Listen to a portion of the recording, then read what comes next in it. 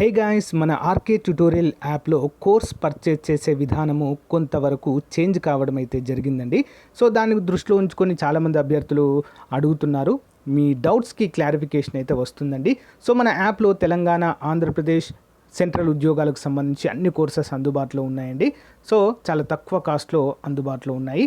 So app open చేయగానే store option వస్తుందండి. Store పైన క్లిక్ చేయగానే మీకు అన్ని కోర్సెస్ వస్తాయి. ఫర్ ఎగ్జాంపుల్ మెంటల్ ఎబిలిటీ కొనాలనుకుంటున్నారనుకోండి, దానిపైన క్లిక్ చేయండి. క్లిక్ చేయగానే మీకు ఇక్కడ ఐ ఆమ్ ఇంట్రెస్టెడ్ అని కనిపిస్తుందండి. దీనిపైన క్లిక్ చేయండి. క్లిక్ చేయగానే మీకు వెంటనే ఒక మెసేజ్ అనేది మీ వాట్సాప్కి ప్లస్ మీరు వాట్సాప్ నెంబర్తో లాగిన్ అయితే వాట్సాప్కి వస్తుంది. నార్మల్ నెంబర్తో అయితే మొబైల్ నెంబర్కి మెసేజ్ అయితే వస్తుంది. ఓకేనా? సో దీన్ని క్లోజ్ చేసి వెంటనే మీ వాట్సాప్ ఓపెన్ చేయగానే ఈ విధంగా హాయ్ అని మీ పేరుతో వస్తుందండి. సో ఈ విధంగా బై నౌ అనే ఆప్షన్ కూడా చూపిస్తుంది ఇక్కడ. ఓకేనా? సో ఏ కోర్స్ మీరు కొనాలనుకుంటున్నారో దేనిపైన క్లిక్ చేస్తారో కూడా చూపిస్తుంది. సో ఇక్కడ బై నౌ అనే ఆప్షన్ పైన క్లిక్ చేయండి ఫ్రెండ్స్. సో దానిపైన క్లిక్ చేయగానే మీకు డైరెక్ట్గా ఓపెన్ అవుతుందండి. ఓకేనా? పేమెంట్ గేట్వే ఓపెన్ అవుతుంది. ఇక్కడ నుంచి మీరు గూగుల్ పే కానీ, ఫోన్పే కానీ, సో డైరెక్ట్ ఇంటర్నెట్ బ్యాంకింగ్ ద్వారా కూడా కోర్స్ అయితే పర్చేజ్ చేయవచ్చు. చూడండి, ఇక్కడ పే నౌ అనగానే పే నౌ అయిపోతుంది. సో గైస్, మీ మొబైల్ కూడా ఈ విధంగా మెసేజ్ వస్తుందండి. ఇక్కడి నుంచి కూడా మీరు ఇక్కడ ఇచ్చిన లింక్ పైన క్లిక్ చేసి పర్చేజ్ అయితే చేయవచ్చండి. చాలా సింపుల్గా అన్ని కోర్సుల పైన ఆఫర్స్ అయితే ఉన్నాయండి. తెలంగాణ అన్ని ఉద్యోగాలకు, ఆంధ్రప్రదేశ్ అన్ని ఉద్యోగాలకు, సెంట్రల్ ఉద్యోగాలకు కూడా కోర్సులు ఉన్నాయి. ఒకసారి డెమో చూసి వెంటనే పర్చేజ్ చేయండి. Thank you everyone, welcome to RK tutorial. So guys, ఈరోజు మనము ఏపీపీఎస్సి గ్రూప్ 2 మెయిన్స్కి సంబంధించి సైన్స్ అండ్ టెక్నాలజీ టాపిక్స్లో భాగంగా ఈరోజు కంప్యూటర్ల వర్గీకరణ అనే అంశం పైన చూద్దామండి. ఒక మార్కు తప్పకుండా అందించేటువంటి టాపిక్ ఇది. ఓకేనా? సో గైస్, రెగ్యులర్గా వీడియోస్ అయితే అప్డేట్ చేస్తున్నాను మన ఛానల్లో ఉచితంగా. అందరు కూడా ఫాలో అవ్వండి. ఎవరికైనా ఈ యొక్క బుక్ కావాలనుకుంటే RRR పబ్లికేషన్ అని మీకు ఆన్లైన్లో ఉంటుంది. ప్రముఖ బుక్ స్టాల్స్లో కూడా ఉంటుందండి. తీసుకొచ్చి తెలుగు అండ్ ఇంగ్లీష్ మీడియంలో కూడా అందుబాటులో ఉంటుంది. ఓకేనా? సో లేట్ చేయకుండా కంటెంట్లోకి వెళ్దాం. మరి కంప్యూటర్లు వర్గీకరణ అనే అంశం అండి. కంప్యూటర్లు వారి డేటా ప్రాసెసింగ్ సామర్థ్యాల ఆధారంగా పరిమాణం, ప్రయోజనం లేదా నిర్వహణ, కార్యాచరణ ఆధారంగా విభిన్న రకాలుగా ఉంటాయండి కంప్యూటర్స్. అంతే కదా అండి. వాటి యొక్క సైజు కావచ్చు, వాటి యొక్క ఉపయోగించే విధానం కావచ్చు, డేటా మెయింటెనెన్స్ కావచ్చు, ఇవన్నీ అంశాలను బేస్ చేసుకొని చాలా రకాల కంప్యూటర్స్ ఉంటాయి. మరి అందులో ముఖ్యంగా అనలాగ్ కంప్యూటర్లు, డిజిటల్ కంప్యూటర్లు, హైబ్రిడ్ కంప్యూటర్స్ అనేవి మూడైతే మనము ప్రముఖంగా చూడవచ్చు. ఓకే, మరి ముఖ్యంగా అనలాగ్ కంప్యూటర్స్ అంటే ఏంటి అండి? అనలాగ్ కంప్యూటర్స్ అంటే వేగం, వాతావరణ పీడనం, విద్యుత్, ఉష్ణోగ్రత వంటి మారే భౌతిక రాశులను కొలిసేందుకు ఈ కంప్యూటర్లను ఉపయోగిస్తారు. ఇవి యాంత్రిక శక్తి, విద్యుత్ శక్తి ఆధారంగా పనిచేస్తాయి. స్పీడోమీటర్, భూకంప లేఖిని వీటికి ఉదాహరణలుగా చెప్పుకోవచ్చు. అనలాగ్ కంప్యూటర్స్ అంటే ఏంటండి? స్పీడును కావచ్చు, ఓకేనా, వాతావరణ పీడనాన్ని, ఎలక్ట్రిసిటీని, నెక్స్ట్ టెంపరేచర్ని కొలవడానికి వీటిని ఎక్కువగా ఉపయోగిస్తారు. ఓకేనా? భూకంప మీటర్ కావచ్చు, స్పీడోమీటర్లు వీటిని బెస్ట్ ఎగ్జాంపుల్గా చెప్పుకోవచ్చు. నెక్స్ట్ డిజిటల్ కంప్యూటర్లు అండి. ఈ తరహా కంప్యూటర్లలో గణనలు అంటే క్యాలిక్యులేషన్స్ మరియు తార్కిక కార్యకలాపాలు అంటే బైనరీ డిజిట్స్తో కూడినటువంటి వాటిని అయితే నిర్వహిస్తూ ఉంటారు. మరి ఈ యొక్క వీటినే బైనరీ నంబర్ సిస్టంతో నడపడం అయితే నిర్వహించబడతాయన్నట్లుగా మనకైతే తెలుస్తుంది. ప్రస్తుత వినియోగంలో ఉన్న కంప్యూటర్లన్నీ కూడా ఈ కోవకు చెందినవే. మనం ఇచ్చేటువంటి ప్రతి కమాండ్ కూడా కంప్యూటర్లో, ఈ యొక్క డిజిటల్ కంప్యూటర్స్లో 0 and 1 ఇదే విధంగా సిరీస్లో అయితే సేవ్ అవుతూ సో వారి ఇన్ఫర్మేషన్గా సేవ్ చేసుకుంటాయి. నెక్స్ట్ వన్, హైబ్రిడ్ కంప్యూటర్లు. డిజిటల్ మరియు అనలాగ్ కంప్యూటర్ల కలయికనే హైబ్రిడ్ కంప్యూటర్లుగా మనం చెప్పుకోవచ్చు. ఇవి అనలాగ్ సిగ్నల్స్ రూపంలో డేటాను స్వీకరించి దాన్ని డిజిటల్ రూపంలోకి మార్చుకొని ప్రాసెస్ చేసి అవుట్పుట్ను డిజిటల్ రూపంలో ఇవ్వగలవు. వైద్య రంగంలో డయాలసిస్, గుండె పనితీరును కనుగొనే పరికరాలుగా పెట్రోల్ బంకులలో, ల్యాబొరేటరీలలో వీటిని ఎక్కువగా ఉపయోగిస్తారు. డిజిటల్ కంప్యూటర్స్ అంటే ఏంటండి? అనలాగ్ మరియు డిజిటల్ కంప్యూటర్ల యొక్క కలయికనే మరి హైబ్రిడ్ కంప్యూటర్స్గా మనమైతే చెప్పుకోవచ్చు. వైద్య శాఖలో విద్య మరియు వైద్య శాఖలో కూడా ఎక్కువగా వీటిని వినియోగించడం అయితే చూడవచ్చు. మరియు పరిమాణం ఆధారంగా కంప్యూటర్ల వర్గీకరణ. మైక్రో కంప్యూటర్లు, మినీ కంప్యూటర్లు, మెయిన్ ఫ్రేమ్ కంప్యూటర్లు, సూపర్ కంప్యూటర్లు అనేవి ఉంటాయండి. ఓకేనా? అంటే వాటి యొక్క తరాలను బట్టి ఇవి చేంజ్ అవుతూ వస్తున్నాయి. మైక్రో కంప్యూటర్ అంటే ఏంటి? వీటిని పోర్టబుల్ కంప్యూటర్ లేదా పర్సనల్ కంప్యూటర్ పీసీ అని కూడా అంటారు. ప్రపంచవ్యాప్తంగా అత్యధికంగా వినియోగంలో ఉన్న కంప్యూటర్లన్నీ ఈ రకానికి చెందినవే. ఉదాహరణ desktop, laptop, tablet computer, smart phones, phablet computer, ఇవన్నీ కూడా మైక్రో కంప్యూటర్స్. మినీ కంప్యూటర్స్ అంటే ఏంటి? వీటి పనితీరు మరియు సామర్థ్యము మైక్రో కంప్యూటర్లు, మెయిన్ ఫ్రేమ్ కంప్యూటర్లకి మధ్యస్థంగా ఉంటాయి.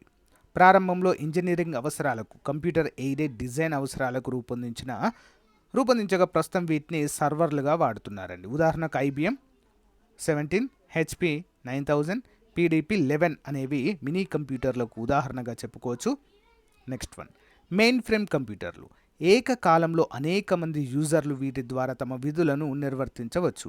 ఈ తరహా కంప్యూటర్లను వ్యాపార, వాణిజ్య రంగానికి వెన్నుముకగా పేర్కొంటారు. ఇంపార్టెంట్ అండి. ఉదాహరణకు యూనివాక్ 3110, IBM S/390 అనేవి వాణిజ్య అవసరాలకు ఉపయోగించేటువంటి mainframe computers. Okay. Next supercomputers అండి. ఇవి పనితీరు పరంగా అత్యంత సమర్థవంతమైనవి. వీటి వేగాన్ని, సామర్థ్యాన్ని ఫ్లాప్స్ అంటే ఫ్లోటింగ్ పాయింట్స్ ఆపరేషన్స్ పర్ సెకండ్తో కొలుస్తారండి. ఫ్లాప్స్ గుర్తుంచుకోవాలి. మిగతా కంప్యూటర్లతో పోలిస్తే అధిక ప్రాసెసింగ్ సామర్థ్యము, అధిక పరిమాణము, అధిక సమాచార నిల్వ సామర్థ్యము వీటి సొంతంగా మనము చెప్పుకోవచ్చు. నెక్స్ట్, ఇండియాలో కొన్ని సూపర్ కంప్యూటర్లు మరి చూద్దామండి. ఇండియాలో తొలి సూపర్ కంప్యూటర్ సిద్ధార్థ. భారతదేశపు తొలి సూపర్ కంప్యూటర్ పరం 800. భారతదేశపు తొలి సూపర్ కంప్యూటర్ ఏంటి? సిద్ధార్థ. మరి భారతదేశపు తొలి సూపర్ కంప్యూటర్ పరం 800 అండి. ఓకేనా? నెక్స్ట్, దీని centre for development of advanced computing CDAC సంస్థ రూపొందించింది. భారత్లో సూపర్ కంప్యూటర్లను పూణేలోని సీడాక్ సంస్థ రూపొందిస్తుంది. Centre for development of advanced computing CDAC తయారు చేసిన మరొక సూపర్ కంప్యూటర్ పరం సిద్ధిగా చెప్పుకోవచ్చు. Indian institute of tropical meteorological తయారు చేసిన supercomputer Pratyush Cray XC40. Important. Indian institute of tropical meteorology తయారు చేసిన 650 టెరాప్లాప్స్ వేగం పనితీరుతో పనిచేసే సూపర్ కంప్యూటర్ పరమ బ్రహ్మ. నెక్స్ట్ వన్, ఐఐటి ఖరగ్పూర్ తయారు చేసిన 650 టెరాప్లాప్స్ వేగం పనితీరుతో పనిచేసే సూపర్ కంప్యూటర్ పరమశక్తి అండి. ఇంపార్టెంట్. ఐఐటి BHU తయారు చేసిన 1 టెరాప్లాప్స్ వేగం పనితీరుతో పనిచేసే super computer Paramshivam. National centre for medium range weather forecasting తయారు చేసిన సూపర్ కంప్యూటర్ మిరీర్ అండి. క్రే XC40 అని కూడా అంటారు. Mihir. Next one, EKA embedded Karmarkar algorithm యొక్క సంక్షిప్త రూపం అండి ఇది. మరి సంస్కృతంలో నంబర్ 1 అని కూడా అర్థము. డాక్టర్ నరేంద్ర కర్మాకర్ స్థాపించిన కంప్యూటేషనల్ రీసెర్చ్ ల్యాబొరేటరీ నిర్మించిన సూపర్ కంప్యూటర్గా దీన్ని మనం చెప్పుకోవచ్చు. ఈకేఏ అండి. ఇంపార్టెంట్.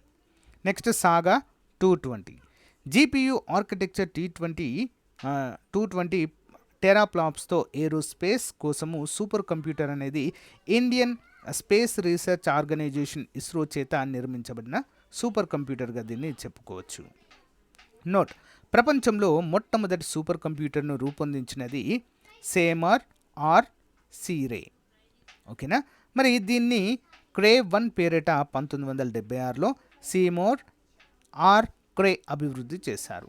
నెక్స్ట్, ఫ్రాంటియర్ లేదా OLCF5.